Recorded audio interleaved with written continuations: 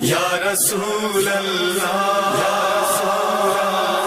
یا رسول اللہ یا رسول اللہ۔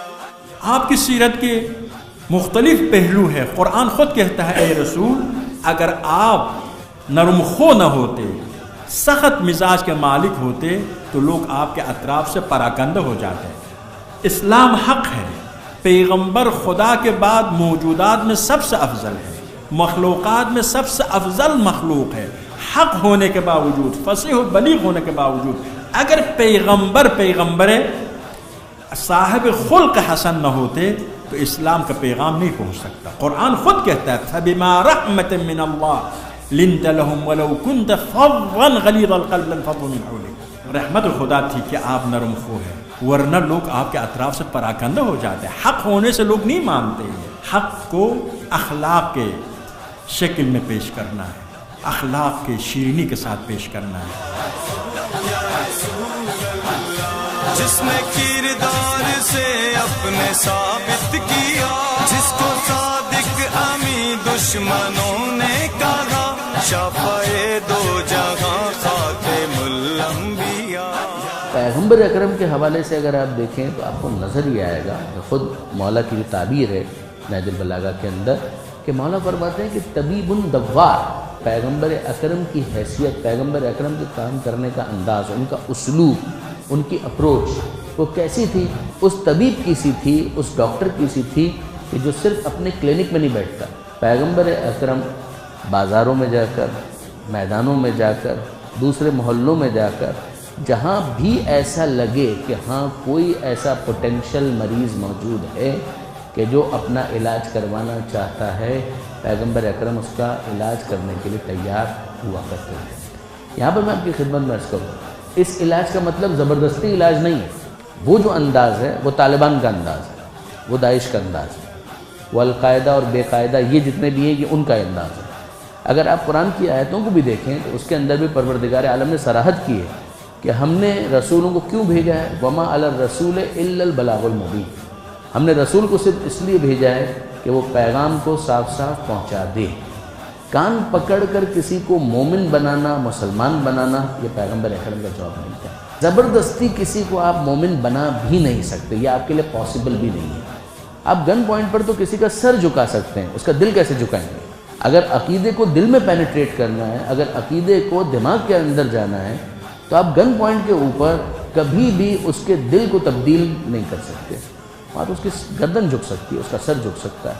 لہٰذا اس بات کی طرف توجہ کیجیے گا کہ ہم دیکھتے ہیں کہ پیغمبر اکرم سنجیدہ اتنے ہیں، ایفرٹس اتنی ہیں، آؤٹ آف دا وے جا کر لوگوں تک ایکسیس کرنے کی کوشش کرتے ہیں، مگر کیا پیغمبر اکرم کا طریقہ کار یہ ہے کہ وہ گن پوائنٹ کے اوپر لوگوں کو مسلمان بنائیں گے؟ جی نہیں، یہ پیغمبر اکرم کا طریقہ کار نہیں، پیغمبر اکرم نے یہ کام نہیں کیا۔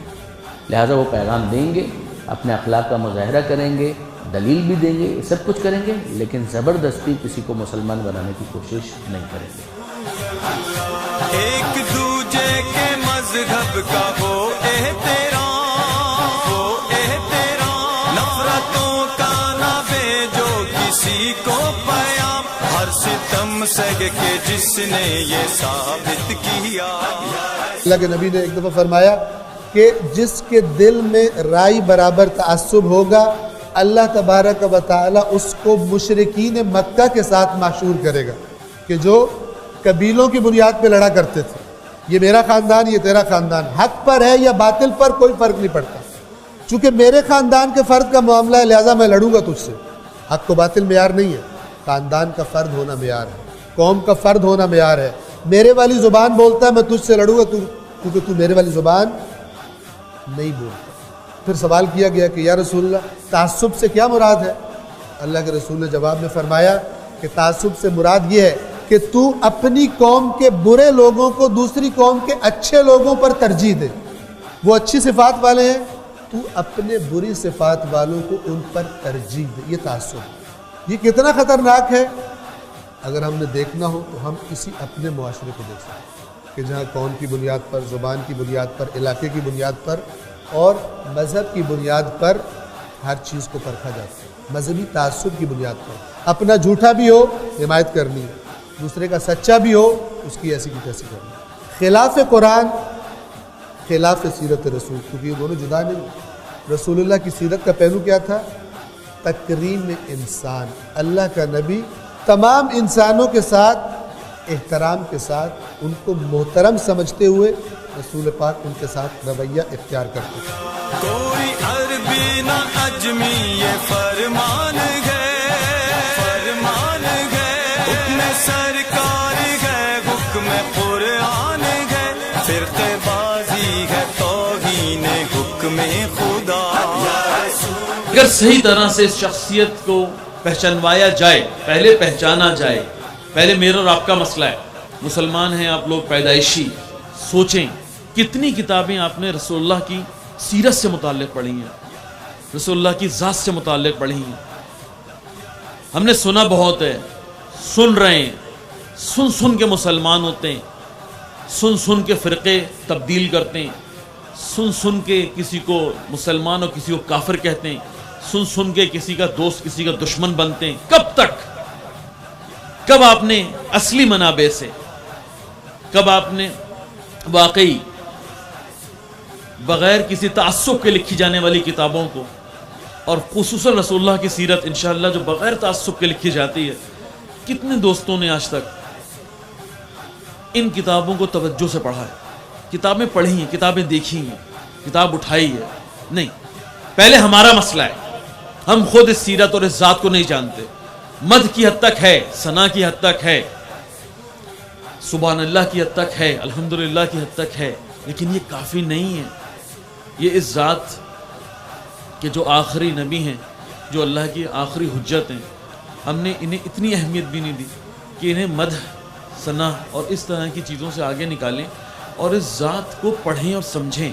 پھر اگلا مرحلہ ہے، ہم ویسے بھی نظریہ رکھتے ہیں کہ اگر ان شخصیات کو عرش سے اتار کے فرش پہ لائے، ان شخصیات کو، یہ 14 معصومین سر فہرست رسول اللہ کی ذات ہے، اگر ان کو اوپر سے نیچے لے کر آئے اور میرے اور آپ کی طرح گوشت پوسٹ میں ڈھال دیا، ہماری اور آپ کی طرح گوشت اور پوسٹ میں ڈھال دیا، تو اس کا مطلب یہ ہے کہ انہیں اسی طرح سے درد ہوتا ہے، اسی طرح تکلیف ہوتی ہے، انہیں اسی طرح سے رنج ہوتا ہے، اسی طرح سے احساس ہوتا ہے جس طرح مجھے اور آپ کو ہوتا ہے.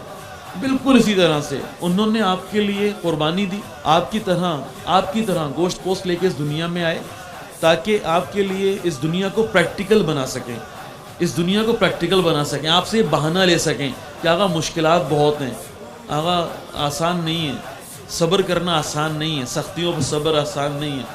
آقا آج کل یہ قرآن اور اس اہل بیت یا اسلام کی باتوں پر عمل کرنا یہ پریکٹیکل نہیں ہے جو آج کل کے جملے سننے میں آتے ہیں. کیا کر رہے ہیں ہم کہہ رہے ہیں کہ قرآن کی اس آیت کو کہ جو رسول اللہ کے لیے کہی گئی اور جو سب سے زیادہ نقل کی گئی کہ آپ کے لیے انہی کی ذات میں اسوہ حسنہ ہے، یہ پریکٹیکل لوگ تھے اور آپ کے لیے آئیڈیلز ہیں، اور آپ کو انہی کو پریکٹیکل انہی کے نقش قدم پہ چلنا ہے. ہر چیز کو وقت دے رہے ہیں، ہر چیز کو اہمیت دے رہے ہیں، ہر چیز ہر بیکار چیز ہماری نگاہ میں امپورٹنس ہے، اس کی امپورٹنس ہے. لیکن جو چیز رہ گئی وہ رسول اللہ کی ذات ہے، جو چیز رہ گئی وہ قرآن ہے، جو چیز رہ گئی وہ یہ مظلوم اسلام ہے. ہم کو کرنی ہے بس اس کی ہی پیروی، ہم پہ لازم اطاعت ہے حکم نبی، اپنی مرضی بغاوت کا ہے راستہ. یا رسول اللہ، یا رسول اللہ، یا رسول اللہ، یا رسول اللہ.